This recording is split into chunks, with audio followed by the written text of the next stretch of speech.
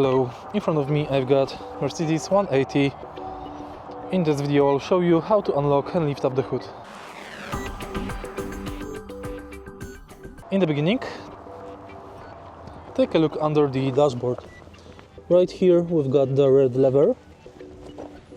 Pull it and the hood is now unlocked. Now we have to find second lever, which is basically right here.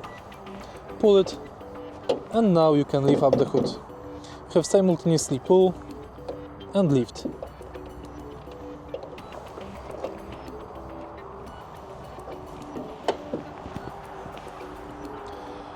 If you find this video helpful, please leave like, comment and subscribe.